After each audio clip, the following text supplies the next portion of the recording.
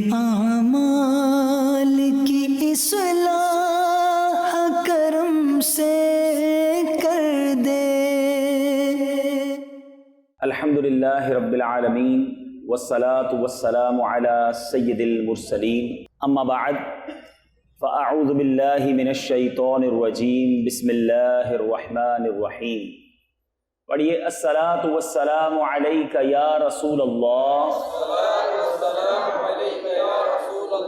وعلی آلک واصحابک یا حبیب اللہ۔ الصلاۃ والسلام علیک یا نبی اللہ وعلی آلک واصحابک یا نور اللہ۔ درود پاک پڑھنے کے بے شمار فضائل و برکات ہیں۔ مکی مدنی سرکار صلی اللہ تعالی علیہ وسلم کا فرمان خوشبودار ہے۔ جب جمعرات کا دن آتا ہے تو اللہ عز و جل فرشتوں کو بھیجتا ہے جن کے پاس چاندی کے کاغذ اور سونے کے قلم ہوتے ہیں۔ وہ جمعرات اور شب جمعہ، یعنی جمعرات کی رات اور جمعے کا دن، یہ جو دن ہے جمعرات کا دن اور شب جمعہ جو اب رات گزر رہی ہے، اس رات کو پڑھنے والے، اس دن اور اس رات کو درود پاک جو پڑھتے ہیں ان پر کثرت سے درود پاک پڑھنے والوں کے نام لکھتے ہیں۔ گویا فرشتے جمعرات کے دن اور شب جمعہ درود پڑھنے والوں کے نام لکھنے کے لیے زمین پر تشریف لاتے ہیں، جن کے پاس چاندی کے کاغذ ہوتے ہیں، سونے کے قلم ہوتے ہیں۔ پھر کیوں نہ ہم ان دنوں میں، ان لمحات میں کثرت کے ساتھ درود پاک پڑھیں۔ آئیے مل کر محبت کے ساتھ بآواز بلند درود پاک پڑھ لیں۔ صلو علی الحبیب صلی اللہ تعالی علی محمد صلی اللہ علیہ وسلم۔ بصرہ میں ایک بزرگ رحمت اللہ تعالی علیہ مسکی کے نام سے مشہور تھے۔ ان کو لوگ مسکی کہا کرتے تھے، اور مشک کو عربی میں مسک کہتے ہیں، لہذا مسکی کے معنی ہوئے مشک بار، یعنی مشک کی خوشبوؤں میں بسا ہوا۔ یعنی بزرگ کو لوگ خوشبوؤں والا کہتے تھے۔ وہ بزرگ ہر وقت خوشبودار اور مہکے رہتے تھے، لوگ ان کے قریب آتے انہیں خوشبو آتی تھی، یہاں تک کہ وہ جس راستے سے گزر جاتے وہ راستہ بھی مہک اٹھتا، وہ راستہ بھی خوشبودار ہو جاتا۔ اور جب داخل مسجد ہوتے تو ان کی خوشبو سے لوگوں کو معلوم ہو جاتا کہ حضرت مسکی رحمت اللہ تعالی علیہ تشریف لائے ہوئے ہیں۔ اچھا، کسی نے عرض کی کہ حضور آپ کون سی خوشبو لگاتے ہیں اور اس خوشبو پر کتنا خرچ کرتے ہیں؟ تو اب حضرت مسکی نے کیا کہا؟ کہتے ہیں میں نے آج تک کبھی خوشبو نہ خریدی ہے نہ لگائی ہے۔ میرا واقعہ بڑا عجیب و غریب ہے۔ میں بغداد معلیٰ کے ایک خوشحال گھرانے میں پیدا ہوا۔ جس طرح امیر لوگ، امراء اپنی اولاد کو تعلیم دلواتے ہیں، میری بھی اسی طرح تعلیم ہوئی۔ میں بہت خوبصورت بھی تھا اور با حیا بھی تھا۔ میرے والد صاحب سے کسی نے کہا اسے بازار میں بٹھاؤ تاکہ لوگوں سے گھل مل جائے اور اس کی حیا کچھ کم ہو۔ چنانچہ مجھے کپڑا بیچنے والے تاجر کی دکان پر بٹھا دیا گیا۔ ایک روز ایک بڑھیا نے کچھ قیمتی کپڑے نکلوائے، پھر بزاز یعنی کپڑے والے بزنس مین سے کہا کہ میرے ساتھ کسی کو بھیج دو کہ جو پسند ہوگا انہیں لینے کے بعد قیمت اور کپڑا ہم واپس کر دیں گے۔ گھر لے جاتے ہیں مختلف کپڑے اور جو چوز کرنا ہوگا چوز کر لیں گے۔ اب وہ کپڑے کے جو تاجر تھا اس نے حضرت مسکی، کہتے ہیں میں نوجوان تھا، مجھے بھیج دیا اس بڑھیا کے ساتھ۔ میں بڑھیا کے ساتھ جب گیا تو وہ مجھے ایک عظیم الشان محل میں لے آئی، اور اس میں ایک بڑا ہی بہت ہی ڈیکوریٹڈ آراستہ کمرہ تھا۔ میں وہاں چلا گیا، کیا دیکھتا ہوں کہ زیورات سے آراستہ خوش لباس ایک جوان لڑکی تخت پر بچھے ہوئے قالین پر بیٹھی ہے۔ تخت و فرش سب کے سب زرعی ہیں، ڈیکوریٹڈ ہیں، اس قدر نفیس تھا کہ میں نے پہلے ایسا کمرہ کبھی نہیں دیکھا تھا۔ مجھے دیکھتے ہی اس لڑکی پر شیطان غالب ہوا، وہ ایک دم میری طرف لپکی اور مجھے برائی کے لیے آمادہ کرنے لگی، بے حیائی اور بدکاری کے لیے آمادہ کرنے لگی۔ میں نے گھبرا کر اس لڑکی سے کہا اللہ سے ڈر، مگر اس پر شیطان پوری طرح مسلط تھا۔ جب میں نے اس کی ضد دیکھی تو گناہ سے بچنے کے لیے میں نے ایک تجویز سوچی. ذرا غور کریں میرے جو نوجوان یہاں بیٹھے ہیں, آج حال یہ ہے کہ نوجوان گناہ کرنے کے لیے موقع تلاش کر رہا ہے, ایسے جگہوں پر, ایسے اڈوں پر جاتا ہے جہاں بے حیائی اور بدکاری ہو, اور اس با حیا اور خوش شکل نوجوان کو آفر کی جا رہی ہے بے حیائی کے لیے, بدکاری کے لیے, دیکھنے والا بھی کوئی نہیں, کمرہ بھی بند. مگر اس نوجوان کو خوف خدا کیسا تھا. کہتے ہیں کہ میں نے اب ایک تجویز سوچی, اب کیا کروں. کہتے ہیں میں نے کہا کہ مجھے استنجا خانے میں جانا ہے, مجھے ٹوائلٹ میں جانا ہے. اس جو شہزادی تھی اس نے آواز لگائی تو بہت ساری کنیزیں آ گئیں. کہا کہ اپنے آقا کو بیت الخلا تک لے جاؤ, میں اس ٹوائلٹ میں جب جاتا ہوں تو وہاں جا کر مجھے کوئی بھاگنے کی راہ نظر نہیں آئی کہ میں کیسے نکلوں گا. اب میں اس عورت کے ساتھ بدکاری نہیں کرنا چاہتا تھا, اپنے رب سے ڈر بھی لگ رہا تھا, حیا آ رہی تھی, عذاب جہنم کا خوف تھا. اب کرتا کیا. کہتے مجھے ایک ہی راستہ نظر آیا, وہ یہ کہ میں نے استنجا خانے کی نجاست جو ہے وہ اپنے منہ پر مل لی, اپنے کپڑوں پر مل لی, اور جب خوب آنکھیں نکال کر میں باہر آیا ان لوگوں کنیزوں کو ڈرانے لگا تو وہ سارے گھر والے مجھے پاگل سمجھنے لگے کہ یہ کون ہے جو اپنے جسم پر, اپنے منہ پر استنجا خانے کی غلاظت لگا رہا ہے. اب جناب انہوں نے اسے باندھ کر مار مار کر محل کے باہر پھینک دیا. وہ نوجوان کہتا ہے کہ جب یقین ہو گیا کہ سب چلے گئے, میں نے اپنے کپڑے اور بدن کو دھویا, پاک کر لیا, اپنے گھر چلا گیا. یہ بات میں نے کسی کو نہ بتائی, لیکن رات جب میں خواب میں سویا تو کیا دیکھا کہ کسی کہنے والے نے کہہ رہا ہے, کوئی آواز آئی مجھے کہ تم کو حضرت سیدنا یوسف علیہ نبینا علیہ الصلوۃ والسلام سے کیا ہی خوب مناسبت ہے, اور کہتا ہے کیا تم مجھے جانتے ہو. میں نے کہا نہیں. تو انہوں نے کہا کہ میں جبرائیل ہوں. حضرت جبرائیل علیہ الصلوۃ والسلام تشریف لائے. اس کے بعد انہوں نے میرے منہ اور جسم پر اپنا ہاتھ پھیر دیا. اسی وقت سے میرے جسم سے مشک کی بہترین خوشبو آنے لگی. یہ حضرت سیدنا جبرائیل علیہ الصلوۃ والسلام کے مبارک ہاتھ کی خوشبو کا اثر ہے. میٹھے میٹھے اسلامی بھائیوں ذرا غور کیجئے, ایک وہ لوگ تھے کہ جنہیں گناہ کرنے کا موقع ملا, بدکاری اور بے حیائی کا موقع ملا, دروازہ بھی بند تھا, کوئی دیکھنے والا نہ تھا, مگر ان کے دل میں یہ خیال راسخ تھا کہ اللہ دیکھ رہا ہے, میرا رب مجھے دیکھ رہا ہے. اور آج ہم ہیں کہ آج ہمیں یہ معلوم ہے کہ رب دیکھ رہا ہے, مگر ہم گناہ سے باز نہیں آتے, ہم بے حیائی سے باز نہیں آتے. یاد رکھیں میٹھے اسلامی بھائیوں, حیا یہ ایمان کا شعبہ ہے, حیا یہ مسلمان کا زیور ہے. مگر آج جس قدر بے حیائی عام ہوتی جا رہی ہے, آج لوگ بے حیائی کو کچھ سمجھتے ہی نہیں ہیں. مرد و عورت کے گفتگو کرنا, دوستی کرنا, ایک دوسرے سے ملاقات کرنا, فلمیں, ڈرامے, گانے, باجے, اس طرح کے معاملات, شادی کے فنکشنز, آج یہ مخلوط تفریح گاہیں یہ ہماری حیا کا جنازہ نکال رہی ہے.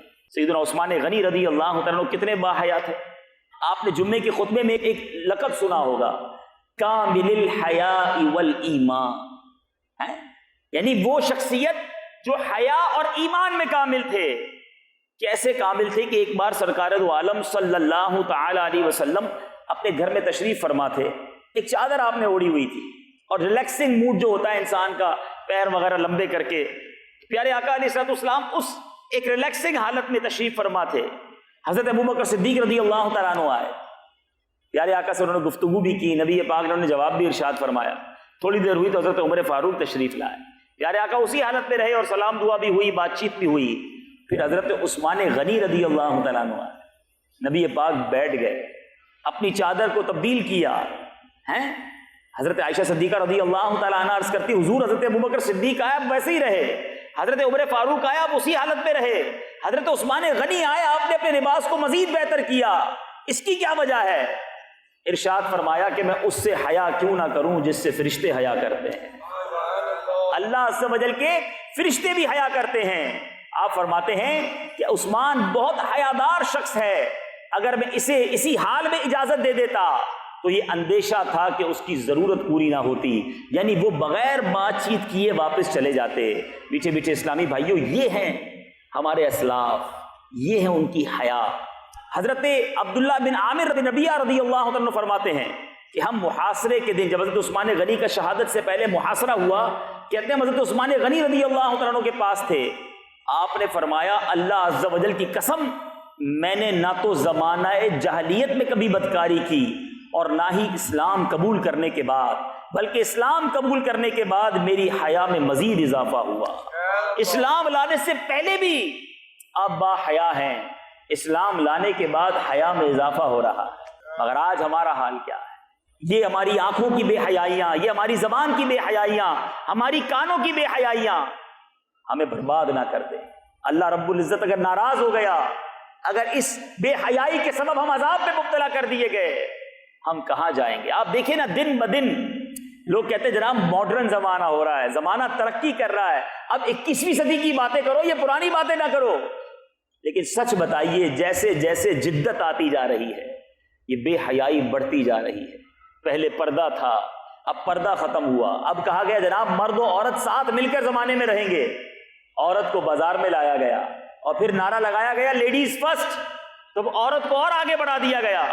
اب کون سا اشتہار ہے جس میں عورت نظر نہیں آتی؟ بندہ جائے تو کہاں جائے؟ مدینے جائے کہ کہیں بھی آنکھیں بچانا مشکل۔ یعنی مرد کی استعمال کی کوئی پروڈکٹ بھی ہے تو اس میں بھی عورت کو اشتہار میں دکھایا جاتا ہے۔ یہ کیوں ہو رہا ہے؟ عورت کو کھلونا بنایا جا رہا ہے اور یہ نادان عورتیں سمجھتی ہیں ہمیں ترقی مل رہی ہے۔ عورت اس لیے نہیں، عورت کا مطلب ہی ستر یعنی چھپانے کی چیز ہے۔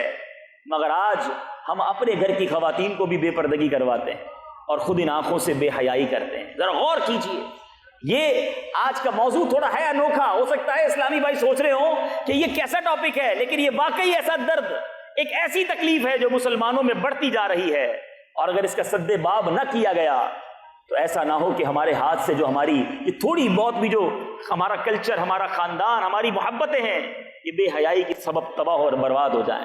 آپ دیکھیں یورپ کا کیا حال ہو گیا ہے، مغربی ممالک کا کیا حال ہو گیا ہے، وہاں کوئی گھر گرہستی کا تصور ہی نہیں ہے، وہاں بالکل مادر پدر آزادی والا ماحول ہے، حیا نام کی کوئی چیز نہیں۔ ہم مسلمان ہیں اور حیا ہمارا زیور ہے، حیا ہمارے اسلام کا حسن ہے۔ نبی پاک علیہ الصلوۃ والسلام کیسے حیا دار تھے۔ حضرت عثمان غنی رضی اللہ عنہ کی حیا کا یہ عالم ہے، تو وہ آقا جو حضرت عثمان غنی کے بھی آقا ہیں، ان کی حیا کا عالم کیا تھا؟ مدنی آقا صلی اللہ تعالیٰ علیہ وسلم کے بارے میں مشہور صحابی حضرت ابو سعید خدری رضی اللہ تعالیٰ عنہ فرماتے ہیں کہ نبی اکرم رسول محتشم صلی اللہ تعالیٰ علیہ وسلم اس سے بھی زیادہ شرمیلے تھے جیسے کنواری لڑکی اپنے پردے میں شرمیلی ہوتی ہے۔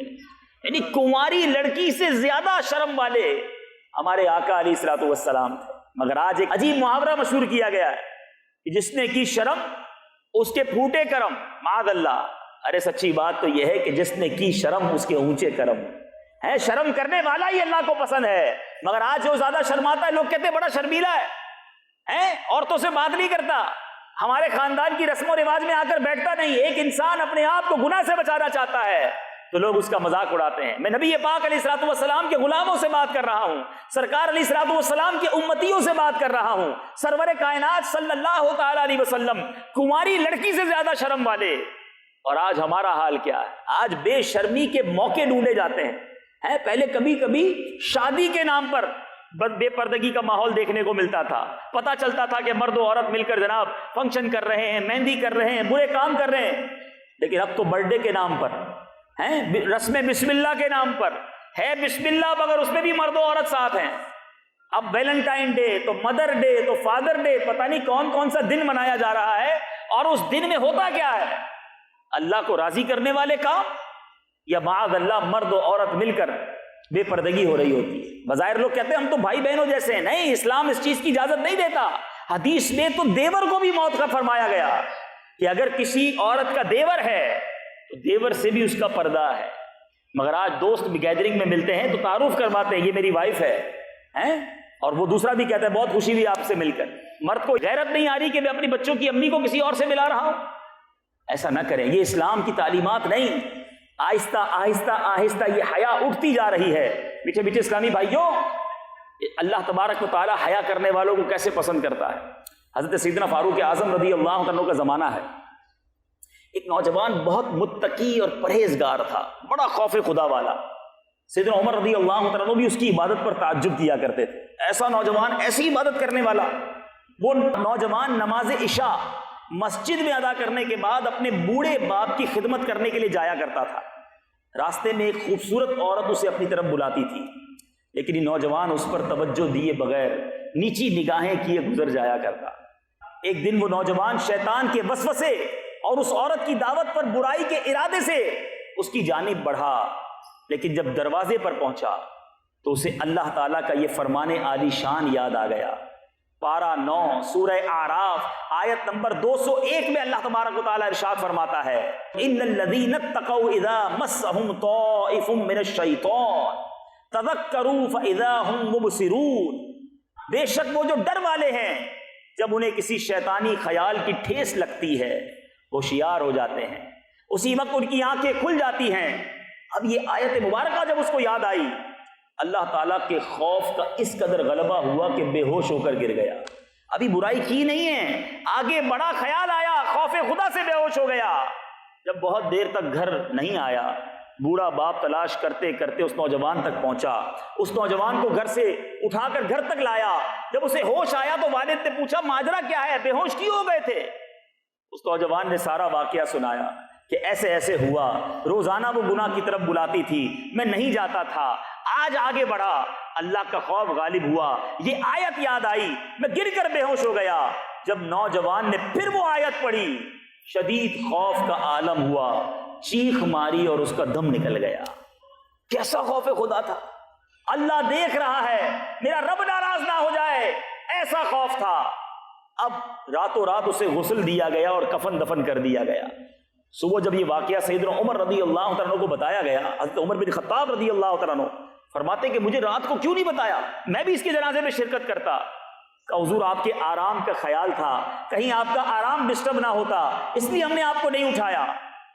اب حضرت عمر رضی اللہ تعالیٰ فرماتے مجھے اس کی قبر پر لے چلو. آپ اس کی قبر پر جاتے ہیں اور قبر پر جا کر آپ رضی اللہ تعالیٰ عنہ نے سورہ رحمان آیت نمبر 46 تلاوت کی, وَلِمَنْ خَافَ مَقَامَ رَبِّهِ جَنَّتَانِ, اور جو اپنے رب کے حضور کھڑے ہونے سے ڈرے اس کے لیے 2 جنتیں ہیں. تو قبر میں سے اس نوجوان نے بلند آواز کے ساتھ پکار کر کہا, یا امیر المومنین, بے شک میرے رب تعالیٰ نے مجھے 2 جنتیں عطا کر دی. اللہ سے ڈرا, اللہ نے 2 جنتیں عطا کر دی. مگر وہ جو جس کے دل میں خوف ہی نہیں, بندہ کہتا ہے مجھے کوئی نہیں دیکھتا, میرا کوئی بگاڑ نہیں سکتا, اپنی مرضی جیتا ہوں. ارے جناب, جوانی دیوانی ہوتی ہے, اس میں انجوائے نہیں کریں گے تو کب انجوائے کریں گے؟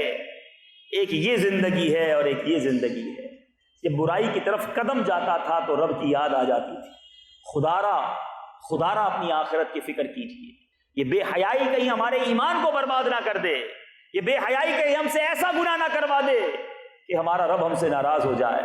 میٹھے میٹھے اسلامی بھائیوں, یاد رکھیے سرکار دو عالم صلی اللہ تعالیٰ علیہ وسلم کا فرمان عالی شان ہے, 3 شخص ایسے ہیں جن پر اللہ تعالیٰ نے جنت حرام فرما دی ہے. جنت حرام فرما دی. وہ کون سے 3 شخص ہیں؟ ایک وہ شخص جو ہمیشہ شراب پیے. اے شراب پینے والوں, یہ گندی شراب چھوڑ دو, یہ شراب کہیں تمہیں برباد نہ کر دے. اور جو آج شراب نہیں پیے گا اسے مبارک ہو, اسے جنت میں شراب طہور پیش کی جائے گی. اب آپ کی مرضی ہے کون سی شراب پینی ہے, دنیا کی گندی شراب جو عقل بھی معاف کر دے اور جنت سے بھی دور کر دے, یا یہاں صبر کر لو, انشاءاللہ جنت میں جنتی شراب پیئیں گے. پھر میرے آقا نے فرمایا دوسرا کون جس پر اللہ نے جنت حرام کر دی؟ وہ جو اپنے ماں باپ کی نافرمانی کرے. یہاں جتنے اسلامی بھائی بیٹھے ہیں, بدری چینل کے ناظرین, اگر والدین حیات ہیں انہیں ناراض نہ کرنا, ان کی دعائیں لینا. اگر ماں باپ ناراض ہو گئے نا تو رب بھی ناراض ہو جائے گا, پھر جنت حرام ہو جاتی ہے. آج اپنے ماں باپ کی خدمت کیجئے. چھوٹی چھوٹی بات پر جو ماں باپ سے لڑتے ہیں, الجھتے ہیں, خدارا ایسا نہ کرو. اللہ کی یہ نعمت ہے. نبی پاک صلی اللہ تعالیٰ علیہ وسلم فرماتے ہیں جنت ماؤں کے قدموں کے نیچے ہے. یعنی ماں کی خدمت کرو, جنت مل جائے گی. جنت جس نے اپنی ماں کے قدم کو چوما اس نے جنت کی چوکھٹ کو چوما. پھر کیوں نہ اپنی ماں کی خدمت کریں, اپنے والد کی خدمت کریں. والدین دونوں کیسی ہستی ہیں ایک جگہ سرور کائنات صلی اللہ تعالی علیہ وسلم فرماتے ہیں کہ جس نے والدین کو محبت کی نگاہ سے دیکھا، فقط دیکھنا ہے محبت سے، فرمایا اللہ اس سے حج مبرور کا ثواب عطا فرماتا ہے۔ صحابی رسول نے عرض کی حضور کوئی دن میں 100 بار دیکھے، ماں باپ تو گھر میں ہی ہوتے ہیں نا، کوئی 100 بار محبت سے دیکھے، اللہ اکبر، سرور کائنات صلی اللہ تعالی علیہ وسلم فرماتے ہیں اللہ بہت بڑا اور پاک ہے، جو 100 بار محبت سے دیکھے اللہ 100 حج کا ثواب عطا فرمائے۔ اب ذرا غور کریں مدنی چینل کے ناظرین، میرے یہاں موجود اسلامی بھائی، کہ ماں باپ اتنی بڑی نعمت ہے، مگر کون والدین کی خدمت کرتا ہے، کون ان کی عزت کرتا ہے؟ آج نوجوان بڑا ہو جائے، ماں باپ سمجھائیں تو ان سے الجھتا ہے کہ میری اپنی لائف ہے، میں جوان ہو گیا ہوں، میں اپنی لائف گزاروں گا۔ نہیں میٹھے اسلامی بھائیو، آپ نے سنا کہ جنت حرام ہے اس پر جو والدین کی نافرمانی کرے۔ اور پھر تیسرا شخص وہ ہے جو دیوس، جو اپنے گھر والوں میں بے غیرتی کے کاموں کو برقرار رکھے۔ آج جو اپنے گھر والوں کو بے پردگی سے نہیں روک رہا، جو اپنے گھر والوں کو خود تیار کروا کر بے پردگی کے مقامات پر لے جاتا ہے، آج ایسی تفریح گاہیں، بیچز، پارکس، شادی کی محفلیں، مہندی کی رسمیں، فنکشن، لوگ اپنی فیملی کو تیار کر کے لے جاتے ہیں۔ کہیں ایسا نہ ہو کہ دیوس کے زمرے میں آپ آ جائیں، کیونکہ دیوس وہ ہے کہ جس پر جنت کی خوشبو بھی حرام ہوگی، جو جنت کی خوشبو بھی نہ سونگھ سکے گا۔ خدارا خود بھی بے حیائی سے بچیں، اپنے گھر والوں کو بھی بے حیائی سے بچائیں۔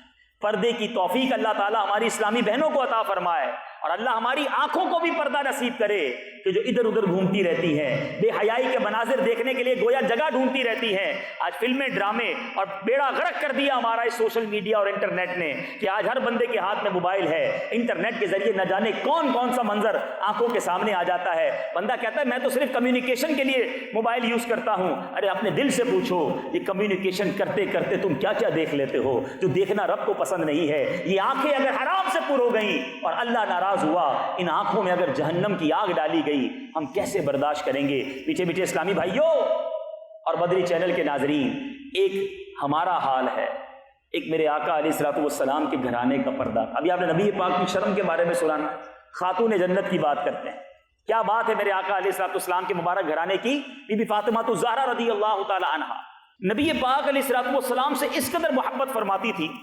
سرکار علیہ الصلوۃ والسلام نے دنیا سے پردہ فرمایا۔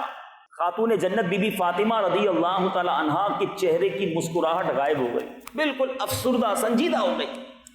اب اپنے وصال سے، یعنی اپنے انتقال سے قبل ایک ہی بار مسکرائیں۔ وہ کیا ریزن تھا؟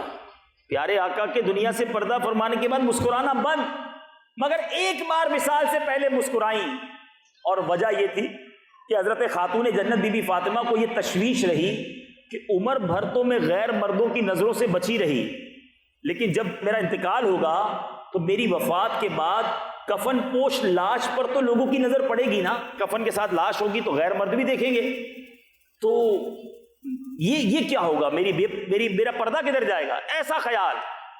تو ایک موقع پر حضرت سیدتنا اسماء بنت امیس رضی اللہ تعالی عنہا نے کہا کہ میں نے حبشہ میں دیکھا ہے، افریقہ والوں مبارک ہو، حبشہ یہ ایتھوپیا ہے نا، وہ فرماتی میں نے حبشہ میں دیکھا ہے کہ جنازے پر درخت کی شاخیں باندھ کر ایک ڈولی کی سی صورت بنا کر اس پر پردہ ڈال دیتے ہیں، پھر انہوں نے کھجوروں کی شاخیں منگوا کر انہیں جوڑ کر کپڑا تان کر سیدہ خاتون جنت رضی اللہ تعالیٰ عنہا کو جنازہ دکھایا۔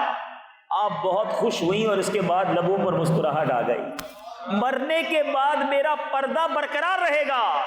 جب یہ سنا تو آپ کے چہرے پر مسکراہٹ آتی ہے، اور یہ پہلی مسکراہٹ تھی جو سرور کائنات صلی اللہ تعالی علیہ وسلم کے دنیا سے پردہ فرمانے کے بعد خاتون جنت کے لبوں پر آئی ہے۔ کیا پردے کا اہتمام ہے، کیا ذہن ہے پردے کا! زندگی میں تو کیا ہی کیا، میرا جنازہ بھی کوئی نہ دیکھے۔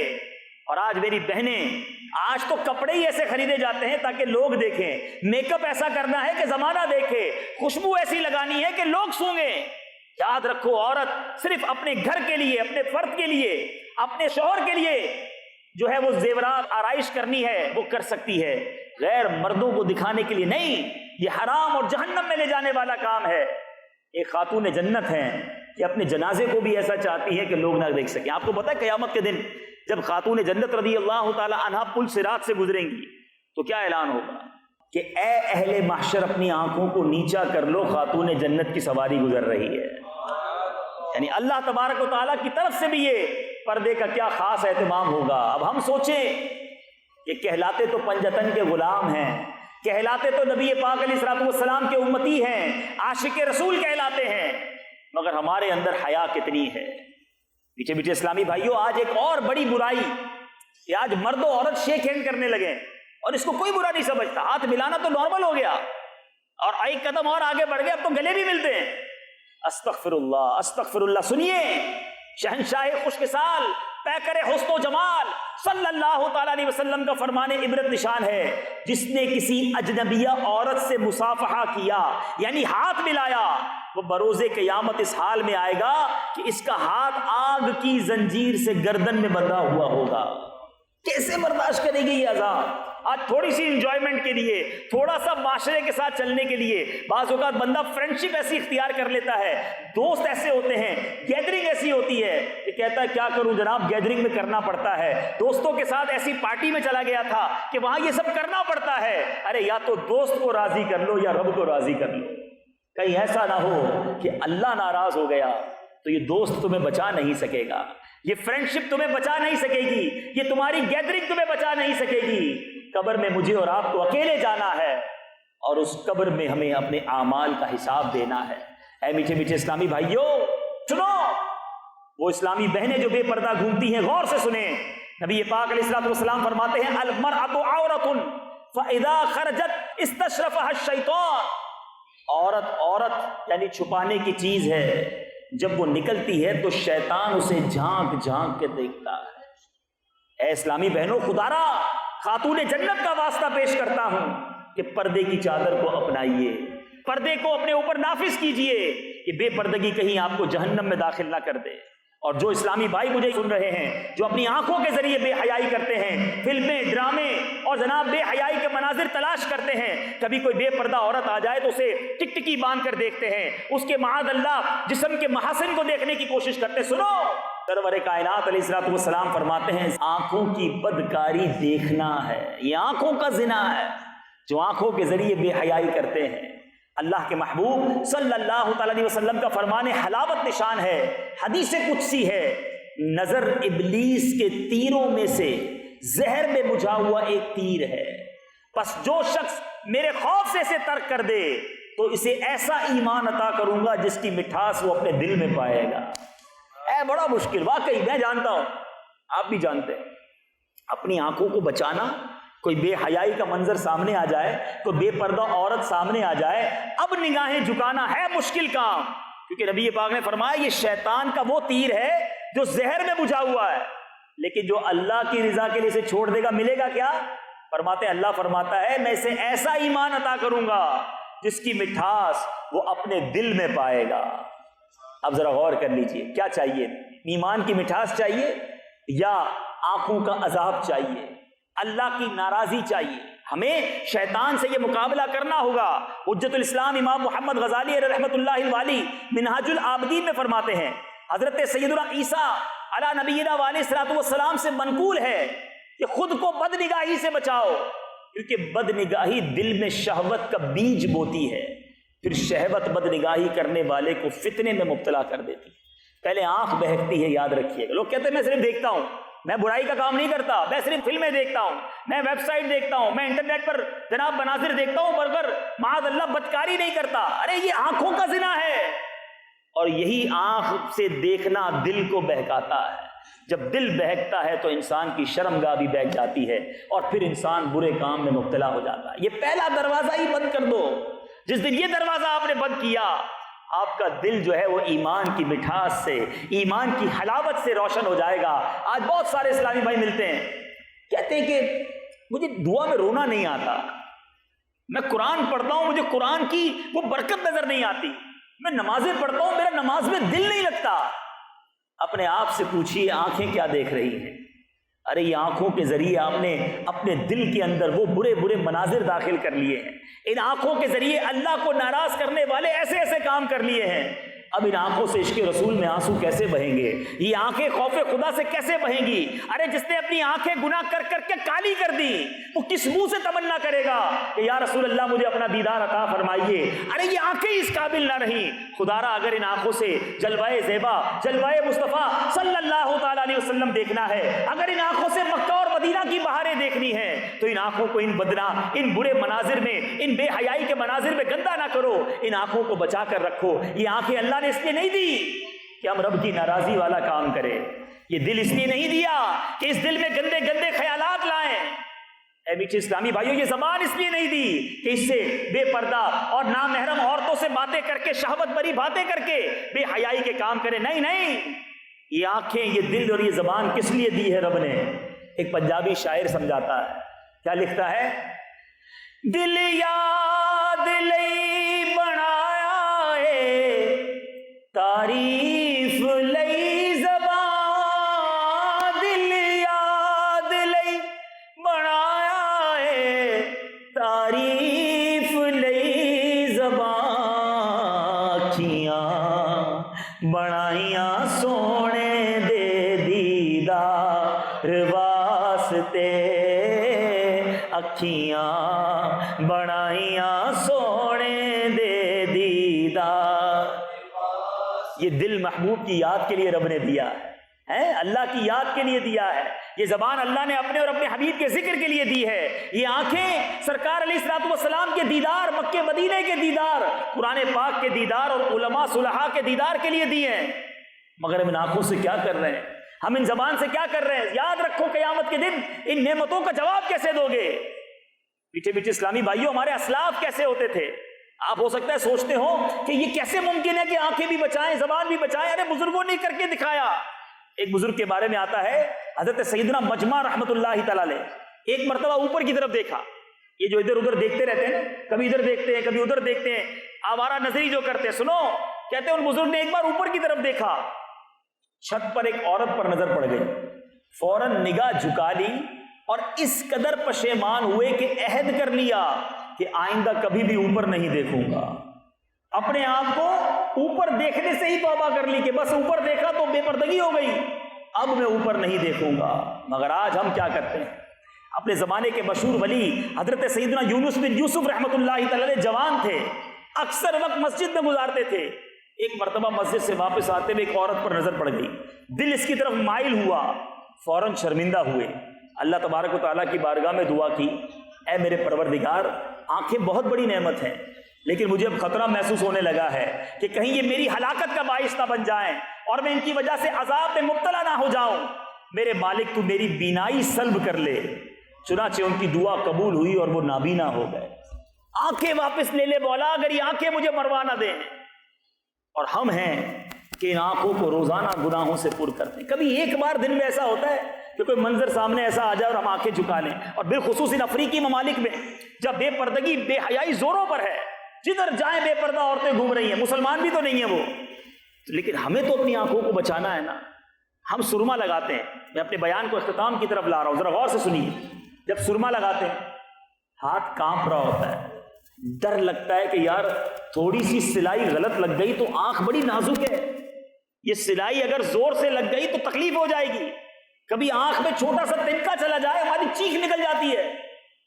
آپ کو پتا ہے کہ جو اللہ کی ناراضگی میں آنکھوں کو حرام سے بھرتا ہے اس کے ساتھ ہوگا کیا؟